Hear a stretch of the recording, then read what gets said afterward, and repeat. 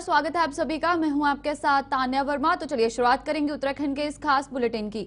देहरादून छावनी के जसवंत ग्राउंड में आयोजित सूर्य ड्रोन टेक 2025 का उद्घाटन उत्तराखंड राज्यपाल द्वारा किया गया।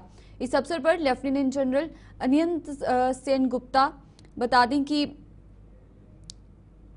GOC in C central command सहित अनेक सैन्य व असैन्य गणमान्य अतिथि उपस्थित रहे और ये आयोजन भारत की रक्षा तकनीक और आत्मनिर्भरता की दिशा में एक महत्वपूर्ण उपलब्धि है। भारतीय सेना की सेंट्रल कमांड द्वारा society of Indian defence manufacturers के सहयोग से आयोजित ये 2 दिवसीय प्रदर्शनी 29 और 30 अप्रैल को देश में विकसित अत्याधुनिक ड्रोन प्रौद्योगिकियों को प्रदर्शित कर रही है, जो कि बहुआयामी सैन्य आवश्यकताओं के अनुरूप है और आत्मनिर्भर भारत अभियान से प्रेरित है।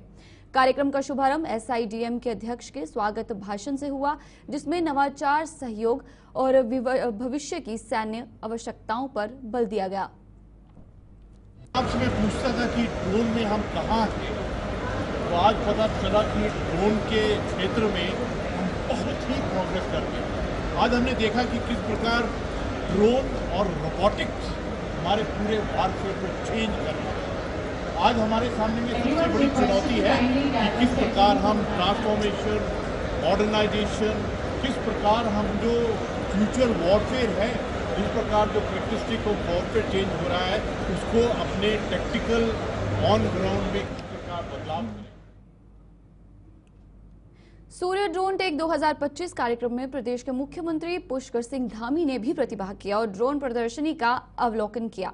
भारतीय सेना की सेंट्रल कमांड द्वारा society of Indian defence manufacturers के सहयोग से आयोजित ये 2 दिवसीय प्रदर्शनी देश में विकसित अत्याधुनिक ड्रोन प्रौद्योगिकियों को प्रदर्शित कर रही है, जो बहुआयामी सैन्य आवश्यकताओं के अनुरूप है और आत्मनिर्भर भारत अभियान से प्रेरित है। इस दौरान सीएम धामी ने उत्तराखंड को डिफेंस प्रोडक्शन हब के रूप में स्थापित करने का संकल्प व्यक्त करते हुए कहा कि उनकी सरकार युवाओं में टेक्नोलॉजी के प्रति रुझान पैदा करने का प्रयास कर रही है। इसके साथ ही युवाओं को इनोवेशन के क्षेत्र में आगे बढ़ाकर उत्तराखंड को ड्रोन एवं रक्षा विनिर्माण के क्षेत्र में अग्रणी बनाने की दिशा में गंभीरता से कार्य कर रही है। सीएम ने कहा कि उत्तराखंड जैसे भौगोलिक दृष्टि से संवेदनशील राज्य में ड्रोन तकनीक आपदा राहत कार्यों के लिए वरदान सिद्ध हो रही है। इसीलिए उनकी सरकार का प्रयास है कि प्रदेश के युवा न केवल ड्रोन विशेषज्ञ बने, बल्कि नागरिक उपयोग के लिए भी टेक्नोलॉजी आधारित समाधान विकसित करें। वही कार्यक्रम में मध्य कमान और society of Indian defence manufacturers के सभी सदस्य, ड्रोन विशेषज्ञ, स्टार्टअप्स, एमएसएमईज, एनसीसी कैडेट्स और स्कूली छात्र मौजूद रहे। अक्षय तृतीया की पावन अवसर पर पवित्र गंगोत्री और यमुनोत्री धाम के कपाट विधिवत वैदिक मंत्रोच्चार्य, धार्मिक अनुष्ठानों और सेना के बैंड की मधुर धुनों के साथ ही श्रद्धालुओं के दर्शन के लिए खोल दिए गए। इस अवसर पर गंगोत्री धाम में हजारों श्रद्धालुओं ने भगवान भगीरथ की तपस्थली और गंगा माता के प्रकाट्य स्थल पर पहुंचकर दर्शन पूजन किया। उत्तराखंड के मुख्यमंत्री पुष्कर सिंह धामी ने भी इस पावन अवसर पर गंगोत्री धाम पहुंचकर पूजा अर्चना की और प्रदेश वासियों की सुख समृद्धि के लिए प्रार्थना की। मुख्यमंत्री ने कहा कि चारधाम यात्रा उत्तराखंड की आस्था, संस्कृति और अर्थव्यवस्था का अभिन्न अंग है और सरकार तीर्थयात्रियों की सुविधा पर सुरक्षा के लिए प्रतिबद्ध है। गंगोत्री धाम के कपाट खुलने के साथ ही आधिकारिक रूप से चारधाम यात्रा का शुभारंभ हो गया है। वहीं गंगोत्री विधायक सुरेश चौहान ने भी सभी देशवासियों को चारधामों में आने को कहा। साथ ही प्रशासन द्वारा सुरक्षा, स्वास्थ्य सेवाएं और यातायात की व्यापक व्यवस्था भी की गई है। बहुत शुभ दिन है, अक्षय तृतीया भी है। मैं अक्षय तृतीया की भी सभी को बधाई देता हूँ और इस शुभ घड़ी में आज से चारधाम यात्रा का शुभारंभ हो गया है। गंगोत्री यमुनोत्री धाम के कपाट आज खुल रहे हैं और पूरी तरह से इस यात्रा का पूरे देशवासियों को प्रतीक्षा रहती है और उसी प्रकार उत्तराखंड वासियों को इस चारधाम यात्रा को संचालित करने वालों के लिए भी एक महोत्सव की तरह ये यात्रा होती है। सभी तैयारियां पूरी हो गई है। सभी प्रकार से आने वाले जो तीर्थ यात्री हैं, श्रद्धालु हैं, उनकी यात्रा सुरक्षित हो, सुगम हो, सरल हो, बिना किसी परेशानी के हो, उसके सारे प्रबंध यहाँ पर किए गए हैं।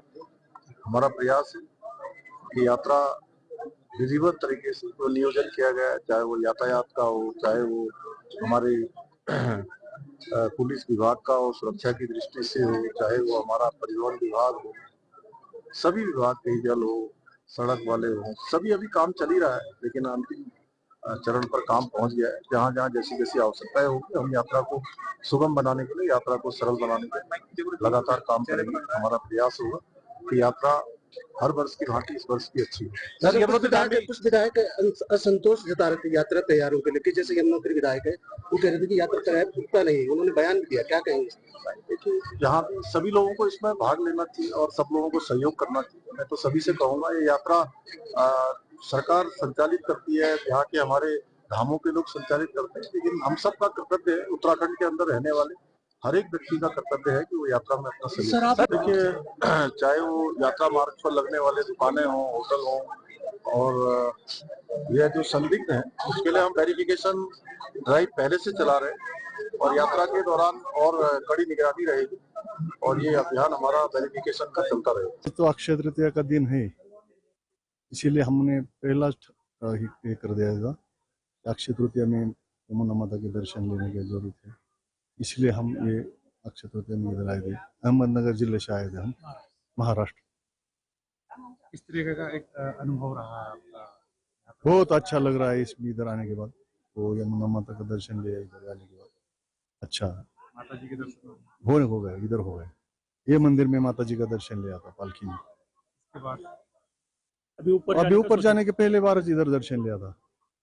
वो मंदिर के बाहर पालकी में रख दिया, वो पालकी का गिरा और मंदिर माता का दर्शन लिया। चारधाम यात्रा की आध्यात्मिक रफ्तार पकड़ रही है। हरिद्वार से चारों धामों के लिए पहले दिन कुल 5,177 तीर्थ यात्रियों ने रजिस्ट्रेशन कराया। बाबा केदारनाथ के दर्शनों के लिए 1,307 श्रद्धालु, बद्रीनाथ धाम के लिए 1,377 भगत, गंगोत्री धाम के लिए 1,003 और यमुनोत्री धाम के लिए 1,012 यात्रियों ने अपना पंजीकरण करवाया। सबसे खास बात ये रही कि आज की रजिस्ट्रेशन लिस्ट में 78 विदेशी श्रद्धालु भी शामिल रहे, जो भारत की आध्यात्मिक धरोहर को महसूस करने पहुंचे हैं। हरिद्वार से जो जारी हो रही आस्था की ये लहर अब पूरे उत्तराखंड में गूंज रही है। प्रशासन भी पूरी मुस्तैदी से व्यवस्था को संभाल रहा है। चारधाम की ओर बढ़ते हर कदम के साथ श्रद्धा और विश्वास का यह सिलसिला हर दिन नया कीर्तिमान बना रहा है। अक्षय तृतीया के दिन यमुनोत्री और गंगोत्री धाम के कपाट खोल दिए गए हैं। उत्तराखंड के मुख्यमंत्री पुष्कर सिंह धामी ने यमुनोत्री और गंगोत्री धाम में पहुंचकर पूजा अर्चना की। वहीं मध्य प्रदेश, गुजरात, मुंबई, राजस्थान, हरियाणा और भारत के अन्य जगहों से आने वाले यात्री अंतर्राज्यीय बस अड्डा हरबटपुर पर पहुंच रहे हैं। यहां पर प्रशासन की ओर से यात्रियों के लिए रुकने की व्यवस्था की गई है। साथ ही निःशुल्क पंजीकरण केंद्र भी यहां पर बनाया गया है। लोग हैं, कजिन है सब, और पूजा से सारी दो गाड़ियाँ हमारी हैं, 65 लोग हैं। और बस यहाँ सब उत्तराखंड में सब अभी रजिस्ट्रेशन के लिए खड़े हैं, यहाँ सब व्यवस्था सही है। क्या आप पहले भी आए हैं उत्तराखंड में? नहीं, फर्स्ट टाइम आए हैं। आपको कैसा लग रहा है उत्तराखंड देवभूमि में आके? बहुत अच्छा लग रहा है, बहुत अच्छा लग रहा है। हम हरिद्वार से सुबह निकले थे, अभी यहाँ रजिस्ट्रेशन के लिए खड़े हैं। बहुत अच्छा लग रहा है, यहाँ व्यवस्था भी बहुत सही है। कितने दिन की यात्रा है आप लोगों की? 10 दिन है सर, 10-12 दिन। पूरा फैमिली है, 20 लोग, और यात्रा करने के लिए निकले हैं चारधाम। और बहुत अच्छी व्यवस्था है यहाँ पे उत्तराखंड में, और सभी जगह पे हमको कोऑपरेट कर रहे हैं। पुलिस भी हमारी सहायता कर रही है और आरटीओ डिपार्टमेंट भी हमारी सहायता में है, और पूरा उत्तराखंड प्रशासन हमारी सहायता में है। बहुत अच्छा लगा। अभी जा रहे हैं आगे। कितने लोग हैं आप लोग यात्री? हम यात्री कुल 2 बसेस के यात्री 67 है, 67 यात्री हैं। किस स्टेट से आए हैं? हम गुजरात स्टेट से हैं। प्रदेश में गर्मी धीरे धीरे बढ़ने लगी है, लेकिन इस बढ़ती गर्मी से लोगों को जल्द ही राहत मिलने की भी संभावना है। मौसम विभाग ने प्रदेश भर में 1 से 6 माह तक हल्की से मध्य बारिश का पूर्वानुमान व्यक्त किया है। साथ ही पहाड़ी क्षेत्रों में बारिश के साथ ही बर्फबारी की भी उम्मीद जताई गई है। विभाग ने प्रदेश के कुछ क्षेत्रों में तेज आंधी की भी चेतावनी जारी की है। मौसम विज्ञानियों का कहना है कि लगातार 5 दिन तक बारिश होने से बढ़ते तापमान में कमी आएगी। गौरतलब है कि 3 दिन पहले राजधानी देहरादून में तापमान 38 डिग्री सेल्सियस पहुंच गया था, जो वर्तमान में 35 डिग्री के आसपास चल रहा है। कल से इसमें गिरावट आने की उम्मीद है। बढ़ेगी तो 1 और 2 तारीख को उत्तराखंड में जो कुछ स्थानों पर हल्की से मध्यम वर्षा मिलने की संभावना है, जबकि कुछ जनपद हैं जैसे देहरादून, पौड़ी, नैनीताल, चंपावत, यहाँ पे अनेक स्थानों तक में भी हल्की से मध्यम वर्षा मिल सकती है 1 और 2 तारीख को। इसी तरीके से 3, 4, 5 तारीख में भी उत्तराखंड में जो है अनेक स्थानों तक में हल्की से मध्यम वर्षा, गरज चमक के साथ वर्षा मिलने की संभावनाएं हैं। इसमें जो चेतावनी की बात करें तो आज जो है उत्तराखंड के जो मैंने जनपद बताए पर्वतीय क्षेत्र हैं, वहाँ पर कहीं कहीं जो है थंडरस्टॉर्म, लाइटनिंग एक्टिविटी और जो है तेज़ झोंकेदार हवाएं चल सकती हैं, जिनकी गति 40 से 50 किलोमीटर प्रति घंटा तक हो सकती है। तो कल जो उत्तराखंड के पर्वतीय क्षेत्र है वहाँ पर कहीं कहीं ओलावृष्टि मिलने और साथ ही जो प्लेन्स हैं उत्तराखंड के और उनसे लगे डिस्ट्रिक्ट्स हैं, विशेषकर जैसे देहरादून, हरिद्वार, पौड़ी, नैनीताल, चंपावत, उधम सिंह नगर, यहाँ पर जो है झक्कड़ चल सकता है, जिसकी गति जो है 50 से 60 किलोमीटर प्रति घंटा तक हो सकती है। उसके बाद जो है 2 तारीख को भी उत्तराखंड के जो पर्वतीय क्षेत्र हैं वहाँ पर कहीं कहीं ओलावृष्टि मिलने की संभावना है। तो देखेंगे इस दौरान जो अगले 5-6 दिन जो है रेन थंडरस्टॉर्म एक्टिविटी रहेगी और तेज़ हवाएं चलेंगी, जबकि कहीं कहीं जैसे 1 और 2 तारीख को ओलावृष्टि भी मिल सकती है। तो अभी जो है आगे एक्टिविटी रहेगी और इसके चलते देखेंगे जो अधिकतम तापमान है वो अभी जो है सामान्य के आसपास चल रहे हैं और आगे आने वाले दिनों में उनमें थोड़ी गिरावट की संभावना है, सामान्य से थोड़ा जो है 1-2 डिग्री। देश भर के सभी राज्यों में आयोजित कांग्रेस की संविधान बचाओ अभियान रैली में उत्तराखंड के नेताओं ने भी एकजुटता दिखाते हुए मंच साझा किया। कांग्रेस की राजधानी देहरादून में हुई संविधान बचाओ अभियान रैली में कांग्रेस नेता सचिन पायलट ने भी हिस्सा लिया और उन्होंने इस रैली में आए कांग्रेसी कार्यकर्ताओं को संबोधित करते हुए केंद्र सरकार पर जमकर निशाना साधा। उन्होंने अपने संबोधन में कहा कि केंद्र सरकार लगातार सरकारी एजेंसियों का दुरुपयोग कर रही है और लोकतंत्र की हत्या कर रही है, जिसके कारण कांग्रेस आज संविधान बचाओ अभियान रैली कर रही है। उन्होंने कहा कि आज किसी भी तरह के अपराध में भाजपा सरकार या उसके मंत्रियों की कोई भी जवाबदेही नहीं है, जिसके चलते भाजपा राज में अपराध तेजी से बढ़ रहा है और उत्तराखंड की दृष्टि से देखा जाए तो यहाँ दलित और महिला अपराधों में तेजी से वृद्धि हुई है। कांग्रेस पार्टी ने ये पीड़ा उठाया है कि लगातार केंद्र सरकार और भाजपा जो संविधान की मूल भावना के विरुद्ध काम कर रही है, जो संविधान की मूल भावना से खिलवाड़ कर रही है, लोगों के अंदर एक अजीब तरह का माहौल पैदा किया गया है। और जैसा राहुल जी कहते हैं, खड़गे साहब कहते हैं कि संविधान ने हर व्यक्ति को बराबर का हक अधिकार दिया है और देश में जो वातावरण निर्मित किया है वो एक ऐसा माहौल है जहाँ पर लोग अपने आप को असुरक्षित महसूस कर रहे हैं। संविधान के जो प्रावधान है उसका उनकी धज्जियां खुलेआम उड़ाई जा रही हैं। संवैधानिक संस्थाओं को लगातार नीतिगत तरीके से खोखला करने का काम किया जा रहा है। 70 सालों में ऐसा कभी नहीं हुआ और हम लोगों ने हमेशा संविधान को पोषित करने का काम किया। भाजपा की जो विचारधारा है उसमें संविधान के खिलाफ लगातार काम हो रहा है। सरकार अपनी एजेंसीज का दुरुपयोग कर रही है। निर्वाचन आयोग को निष्पक्ष उन्होंने छोड़ा नहीं है। सीबीआई का, ईडी का, इनकम टैक्स का, तमाम एजेंसीज का दुरुपयोग कर विपक्ष के लोगों पर प्रहार कर उनका मनोबल कमजोर करने का काम कर रही हैं। इस सब के खिलाफ हम लोग सड़कों पर हैं, जनता की आवाज़ को उठा रहे हैं। लेकिन आज जो रिस्पांस देखने को मिला है, यहाँ के लोग, उत्तराखंड के लोग बदलाव चाहते हैं। जो सरकार 3 साल से यहाँ काम कर रही है, यहाँ पर लगातार भ्रष्टाचार हुआ है, यहाँ के लोगों का शोषण हुआ है, चाहे वो रेती का हो, चाहे वो माइनिंग का हो, चाहे वो शहर के क्षेत्रों, हर जगह सरकार की कोई जवाबदेही नहीं है। महिला और दलितों पे जो उत्पीड़न हो रहा है उसकी कोई गिनती नहीं है। सरकार को बदलने का बीड़ा कांग्रेस का है, लेकिन मन जनता बना चुकी है। आने वाले विधानसभा चुनाव के अंदर हम लोग एकजुटता से लड़ेंगे और मुझे पूरा विश्वास है कि प्रचंड बहुमत के साथ उत्तराखंड में यहाँ सरकार कांग्रेस पार्टी की बनेगी। देखिए, आज जो देश के हालात हैं, देश जिस दौर से गुजर रहा है, संविधान खतरे में है। संविधान हमारी आत्मा है और भारतीय जनता पार्टी को संविधान में विश्वास नहीं है। संविधान को लगातार कमजोर करने की साजिश की जा रही है। जो संवैधानिक संस्थाएं हैं उनको कमजोर किया जा रहा है, सरकारी मशीनरी का दुरुपयोग किया जा रहा है, लोगों की आवाज़ को दबाया जा रहा है। और जो आज के मुद्दे हैं, महंगाई मुद्दा है, बेरोजगारी है और दलित उत्पीड़न का मामला है, और जो हमारे देश के आदिवासी हैं, अल्पसंख्यक हैं, उनके साथ जिससे जातियां जुल्म हो रहे हैं, उससे इतर भारतीय जनता पार्टी देश में लोगों का ध्यान बांटने के लिए, जनता का ध्यान बांटने के लिए नए नए प्रयोग करती है। और आज निश्चित रूप से देश जो प्रजातंत्र में विश्वास करता है, जो लोकतंत्र में विश्वास करता है, जो संविधान में विश्वास करता है, जो भी व्यक्ति हो, हमारी बहन, माँ, हमारे नौजवान साथी, हमारे बुजुर्ग, तो निश्चित रूप से संविधान को बचाने के लिए, लोकतंत्र को बचाने के लिए इस मुहिम में कांग्रेस के साथ खड़े होंगे। नगीना से सांसद चंद्रशेखर आजाद हरिद्वार पथरी क्षेत्र के गांव में पीड़ित परिवार से मिलने पहुंचे। इस दौरान उन्होंने पहलगाम में हुए आतंकी हमले को लेकर सरकार पर गंभीर आरोप लगाते हुए कहा कि यह हमला सिर्फ 26 परिवारों पर नहीं बल्कि पूरे देश पर हुआ है। ऐसे में चुप रहना मुमकिन नहीं। उन्होंने कहा कि जब हमला पूरे देश पर है तो ये वक्त चुप रहने का नहीं, एकजुट होने का है। बहन मायावती ने जो बात कही वो शायद प्रधानमंत्री की कार्यशैली पर सवाल है। अगर प्रधानमंत्री वाकई चिंतित होते तो वो कश्मीर जाते, रैली करने बिहार नहीं जाते। चंद्रशेखर आजाद के इस बयान से साफ है कि विपक्ष अब आतंकवाद के मुद्दे पर सरकार की भूमिका को लेकर सवाल उठा रहा है। वहीं बीजेपी इस पूरे मामले में अभी तक चुप्पी साधे हुए है।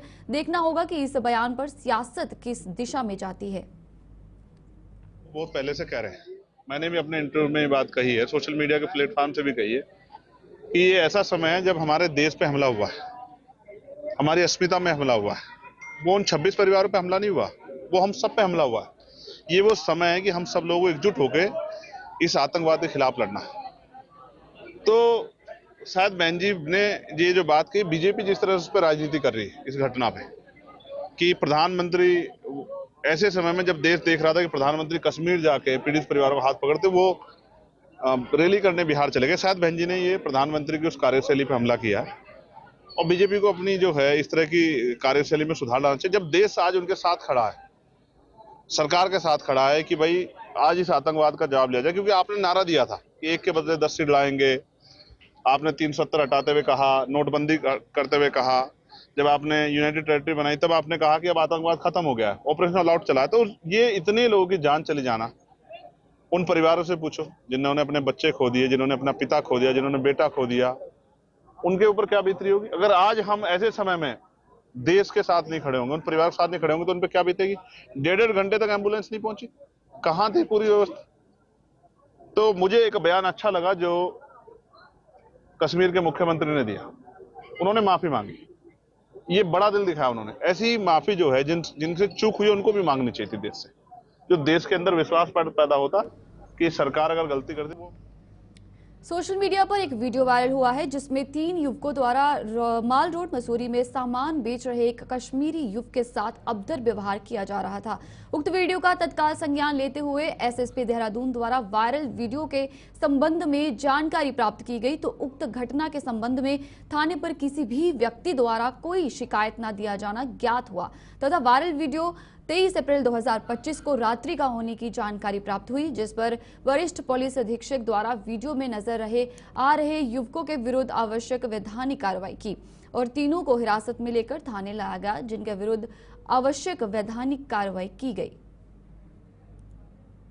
एक वीडियो का संज्ञान हमारी सोशल मीडिया मॉनिटरिंग टीम ने लिया था, जिसमें कश्मीर ये मॉल रोड मसूरी का एक वीडियो था जिसमें कुछ कश्मीरियों के साथ जो है कुछ युवकों द्वारा अभद्र व्यवहार किया जा रहा था। चूंकि इस संबंध में कहीं पर कोई थाना चौकी में रिपोर्ट नहीं आई थी, इसलिए उन युवकों की पहचान की गई। पहचान करने के बाद उन युवकों को थाने लाया गया और थाने में पूछताछ के बाद उन युवकों द्वारा बताया गया कि 22 तारीख की जो संवेदनशील घटना, जो दुखद घटना कश्मीर में घटित थी, उससे कहीं न कहीं वो आक्रोशित थे और इस संवेदना में उन्होंने वहाँ कुछ फेरी वालों के साथ अभद्र व्यवहार कर दिया। उनके द्वारा वहाँ लिखित में माफी मांगी गई, साथ ही साथ उनके द्वारा जो है उसको अपने विभिन्न पोस्टों पर अपनी बाइट को पोस्ट किया और माफी सभी से मांगी गई कि उनके द्वारा आवेश में आकर ऐसी घटना कर दी गई थी और जिसके बाद पुलिस एक्ट में उनका चालान किया गया। इस संबंध में जब ये इस तरह की वीडियो वायरल हुए और कुछ सोशल मीडिया प्लेटफॉर्म्स में खबरों का प्रचार प्रसार हुआ, तो इस संबंध में जो इसके विक्टिम थे उनकी भी तलाश करके उनके नंबर को प्राप्त किया गया। और आज मेरे द्वारा इसमें जो कश्मीरी हमारे भाई थे जो यहाँ फेरी लगाने के लिए आए थे, जो कुपवाड़ा चले गए, तो उनसे बात करके उनको आश्वस्त भी किया कि आप यहाँ पर आए, यहाँ पर कोई लीगल व्यापार करना है आप एकदम करें, आपकी सुरक्षा सभी की सर्वोपरि है इसमें। साथ ही साथ इसमें जो हमारे जो कश्मीर के काफ़ी सारे लोग हैं जो परमानेंटली यहाँ पर मसूरी मॉल रोड पर दुकानें आवंटित है लगाते हैं, करीब 18 ऐसी शॉप्स हैं, उनसे भी संपर्क किया गया। 10 से 12 ऐसे वेंडर्स हैं जो लगातार सीजन में यहाँ पर मॉल रोड पर काम करते हैं, उनसे भी वार्ता की गई। सभी के द्वारा बताया गया कि यहाँ सौहार्दपूर्ण माहौल है और कहीं इनको किसी तरह की कोई परेशानी नहीं है, सभी लोग अपना व्यापार राजी खुशी से अच्छे से कर रहे हैं। फिर भी चूंकि घटनाक्रम संज्ञान में आया था, इसलिए मेरे द्वारा एसएसपी कुपवाड़ा साहब से भी बात की गई है और उनको भी आश्वस्त किया गया कि वो वहाँ उनके नंबर शेयर किए गए कि आप उनको भी आश्वस्त करें कि अगर वो यहाँ पर आके अपना कोई व्यापार करना चाहते हैं तो डेफिनेटली यहाँ पर आए और अपना सत्यापन के साथ यहाँ पर आते हैं, तो इनको यहाँ पर पूरी तरह से सुरक्षा भी। डोईवाला के रानी पोखरी बड़कोट गांव में ग्रामीणों के विरोध के बाद शराब की दुकान खोलने में नाकाम हुआ आबकारी विभाग अब जौलीग्रांट में पुलिस चौकी के पास शराब की दुकान खोलने की रणनीति बना रहा है। वहीं जौलीग्रांट में शराब की दुकान खोलने की संभावना को देखते हुए जौलीग्रांट अठूरवाला के सामाजिक कार्यकर्ता और स्थानीय लोग अब मुखर हो चुके हैं। जौलीग्रांट में शराब की दुकान खोलने की बात सुनते ही स्थानीय ग्रामीणों ने विरोध प्रदर्शन करते हुए धरना दिया। उन्होंने कहा कि यहां पर शराब की दुकान किसी भी कीमत पर नहीं खुलने दी जाएगी। किसी भी हाल में नहीं खोलने देंगे, हम चाहे रात दिन यहीं पे रहे, लेकिन हम किसी भी हाल में यहाँ पे ठेका नहीं खोलने देंगे।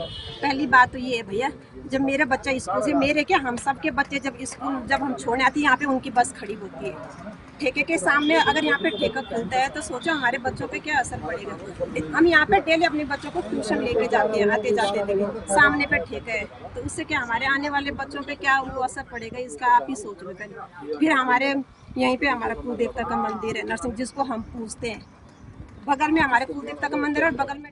चलिए, उत्तराखंड के इस खास बुलेटिन में फिलहाल इतना ही। मुझे दीजिए इजाजत। नमस्कार।